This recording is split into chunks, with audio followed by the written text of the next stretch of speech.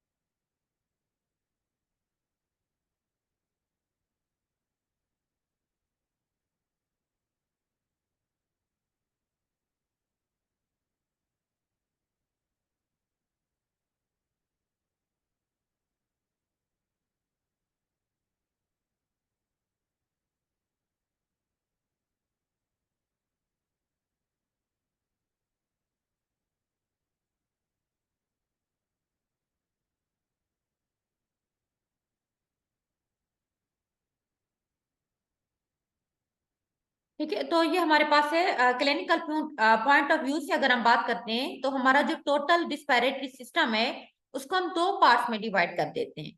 एक हमारे पास है अपर रिस्पिरेटरी ट्रैक्ट, जिसको हम बोलते हैं, दूसरे को हम कहते हैं लोअर रिस्पिरेटरी ट्रैक्ट। तो अपर रिस्पिरेटरी ट्रैक्ट मीन जो ऊपर वाला हिस्सा है, जिसमें हमारे पास आ जाती है upper respiratory tract is consist of, इसमें हमारे पास नोज आ जाएगा। देन हमारे पास है फेरनेक्स। फेरनेक्स बेसिकली कहते हैं थ्रॉट को, ठीक है, जिसमें हमारे पास गला आ जाएगा। देन इसके बाद अदर इसमें एसोसिएटेड स्ट्रक्चर जितना भी होती है, ये हमारे पास अपर रिस्पिरेटरी ट्रैक में आ जाएंगे। मेन इसके अंदर नोज यानी कि नेजल कैविटी है। देन इसके अंदर हमारे पास है फेरनेक्स। अगर हम बात करते हैं लोअर रिस्पिरेटरी ट्रैक की, तो इसके अंदर जो बाकी हमारे ऑर्गन है, जिसमें खासतौर पर हमारे पास है लैरिंक्स। लैरिंक्स जिसको हम वॉइस बॉक्स भी कहते हैं, यहाँ पे बेसिकली साउंड प्रोड्यूस होती है। ठीक है, वोकल कॉर्ड होती है इसके अंदर, जहाँ पे आवाज बनती है। उसके बाद ट्रेकिया, या आप इस डायग्राम में देख सकते हैं, ये जो एक पाइप की तरह की एक नाली होती है, जिससे हवा वगैरह का एक्सचेंज होता है। उसके बाद हमारे पास है ब्रोंकाई लवर के अंदर। उसके बाद लंग्स जो मेन ऑर्गन है रिस्पिरेटरी सिस्टम की। उसके बाद छोटे छोटे आपको ये ब्रांचेस नजर आते हैं, जिसको हम ब्रैक्यूल्स कहते हैं। ये हमारे पास आ जाएगा लोअर रिस्पिरेटरी ट्रैक के अंदर। सो रिस्पिरेटरी सिस्टम के जो सारे के टोटल ऑर्गन है, उसमें सबसे पहले है नोज, फेरनेक्स, लैरिंक्स। देन हमारे पास है ट्रेकिया। उसके बाद हमारे पास है ब्रोंकाई एंड देन हमारे पास है लंग्स।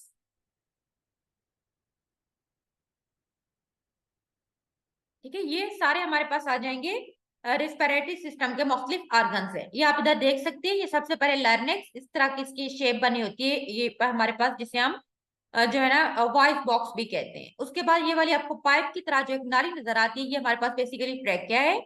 उसके बाद right upper lobe and left upper lobe, ये दो हमारे पास लंग्स हैं। राइट एंड लेफ्ट लंग्स हमें पता होते हैं, इसके साथ रिब्स के साथ इस तरह से अटैच है, तो ये यहाँ पे है।